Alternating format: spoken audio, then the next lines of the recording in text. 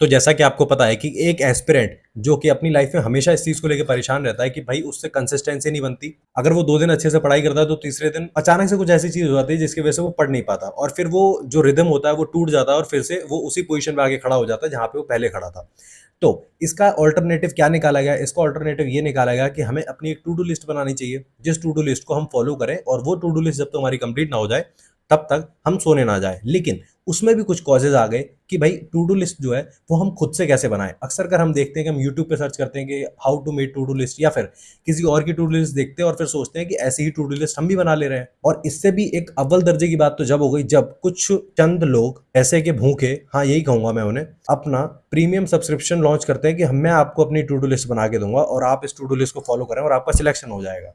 जो खुद 2 से 3 बार में सिलेक्ट हो पाए हैं, वो लोग इस तरीके की हरकतें करते हैं।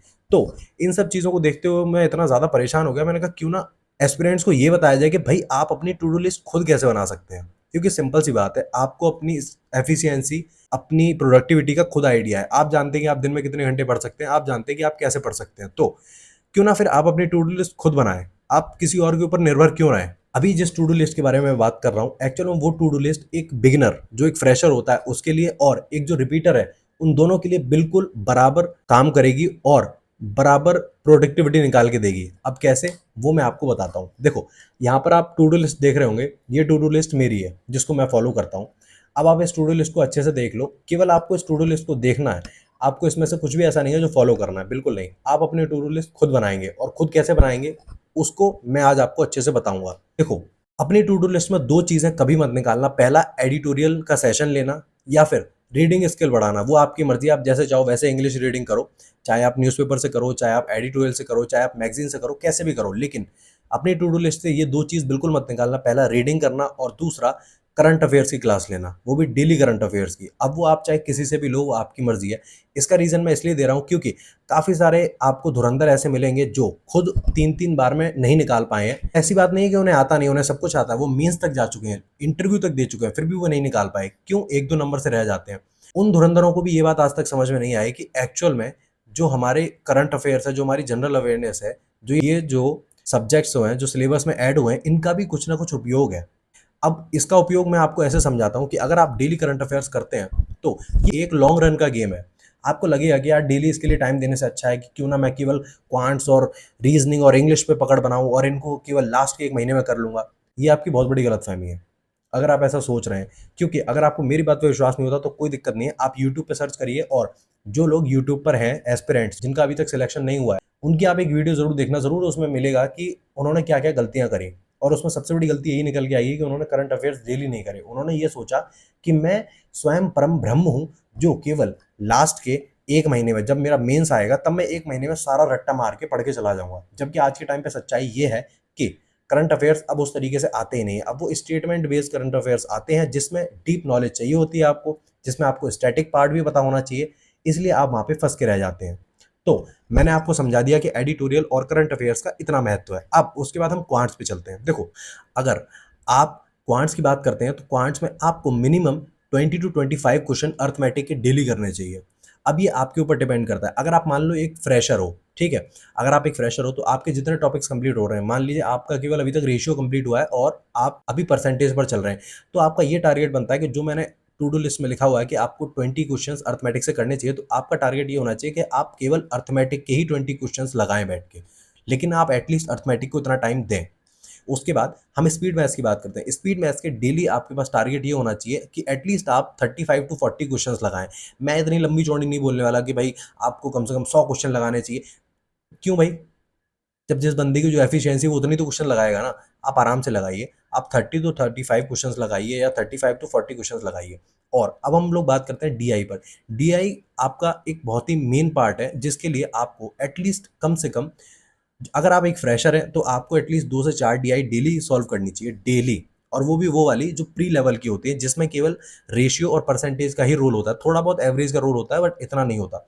वो डीआई आपको डेली 2 से 4 करनी चाहिए। अगर आप एक रिपीटर हैं तो फिर आपका ये फर्ज बनता है कि आपको एटलीस्ट 6 से 8 डीआई करनी चाहिए, जिसमें रेशियो आपका ऐसा होना चाहिए कि अगर आप 4 डीआई प्री की कर रहे हैं तो 4 डीआई आपकी मेंस की होनी चाहिए, और आप ट्राई ये करिए कि आप प्री की डीआई केवल 2 ही करें, बाकी की डीआई आप मेंस की ही करें। तो अब ये आपका काम बनता है कि आप अपनी टू डू लिस्ट को इस तरीके से मॉडिफाई करते हैं। अगर आप फ्रेशर हैं तो आप उस पार्ट को मॉडिफाई कर लीजिए, और अगर आप रिपीटर हैं तो आप अपने इस पार्ट को मॉडिफाई कर लीजिए। अब हम लोग बात करते हैं रीजनिंग पर। रीजनिंग में क्लियर क्लियर लिखा हुआ है कि आपको 30 टू 35 क्वेश्चन मिसलेनियस से करने चाहिए। अब ये आपकी जिम्मेदारी बनती है कि अगर आप एक फ्रेशर हैं तो आप मिसलेनियस से जो आपके टॉपिक्स कंप्लीट हो गए, मान लीजिए आपका अल्फान्यूमेरिक कंप्लीट हो चुका है, आपका कोडिंग डिकोडिंग कंप्लीट हो चुका है, तो ये आपका फर्ज बनता है कि आप उसके एटलीस्ट 30 टू 35 क्वेश्चन करेंगे डेली, जब तक कि आप नेक्स्ट टॉपिक कंप्लीट नहीं कर लेते। फिर आप नेक्स्ट टॉपिक कंप्लीट करेंगे तो फिर आप उस टॉपिक को उसमें ऐड कर लेंगे, फिर आप ईच टॉपिक से टोटल क्वेश्चन 30 35 करेंगे, और ऐसे ही चलता रहेगा। अगर उसके बाद फिर हम बात करते हैं पजल एंड सेटिंग अरेंजमेंट की, जिसमें कि आपको, अगर आप एक फ्रेशर हैं तो आपको puzzle and setting arrangement at least जितना अगर आप कर पा रहे हैं उतना आपको 2 से 4 सेट करनी चाहिए, और अगर आप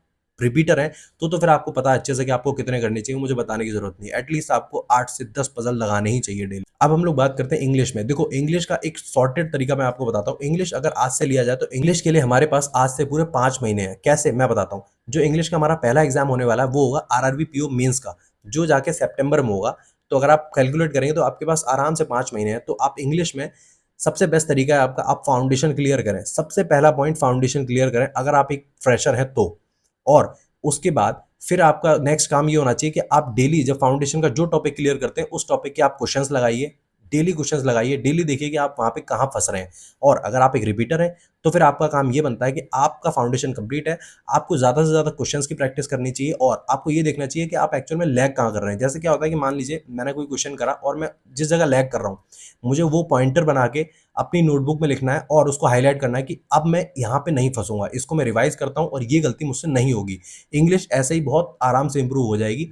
और अगर आप डेली एडिटोरियल करते ही हैं फिर तो आपको दिक्कत है ही नहीं, क्योंकि अगर एक्चुअल में देखा जाए तो हमारा बैंकिंग एग्जाम अलग तरीके का एग्जाम है। हमें एक्चुअल में ये समझने की जरूरत है कि हमारा एग्जाम जो है वो हमसे डिमांड क्या कर रहा है। वो हमसे डिमांड कर रहा है कि आपकी कॉम्प्रिहेंशन स्किल अच्छे होने चाहिए, आपको रीडिंग करके इंटरप्रेट करना आना चाहिए, ग्रामर आपकी एवरेज हो तो चल जाएगी। ये सब चीजें आपको ध्यान रखनी है और इन्हीं पे काम करना है। अब उसके बाद हम बात करते हैं जनरल अवेयरनेस की। देखो, आपको एक चीज समझने की जरूरत है कि अगर आप अपने पूरे दिन के शेड्यूल में 24 आवर्स में से अगर आप केवल 30 मिनट जनरल अवेयरनेस को निकाल रहे हैं तो ये आपके लिए ऊपर कोई बर्डन नहीं है, लेकिन जो आपके लॉन्ग टर्म में ये चीज बहुत फायदा देने वाली है। अब मैं ऐसा क्यों बोल रहा हूँ, देखो, जनरल अवेयरनेस एक्चुअल में एक ऐसा पार्ट है जो आपका जो करंट अफेयर्स होते हैं उसका बेस है।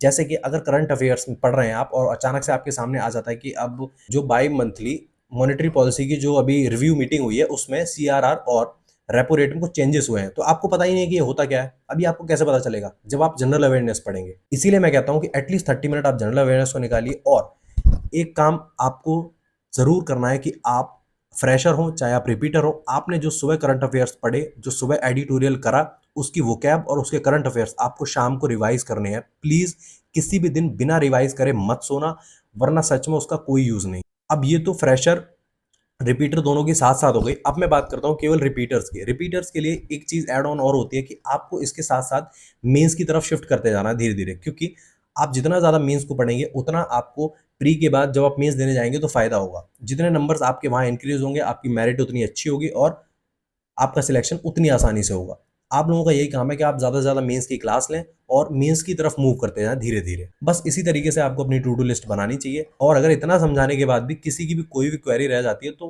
किसी को कोई प्रॉब्लम लेने की जरूरत नहीं है, किसी को बिल्कुल भी लोड लेने की जरूरत नहीं है। मैंने डिस्क्रिप्शन में अपना टेलीग्राम लिंक डाल रखा है, आप बिल्कुल फ्री हैं, आप आराम से मुझे मैसेज करिए, मैं आपको पर्सनल गाइड कर दूंगा कि भाई ऐसे करना चाहिए। बस इतना याद रखना कि जो मैंने बताया ये टू डू लिस्ट में से एक भी चीज कम मत करना, वरना सिलेक्शन रुक जाएगा।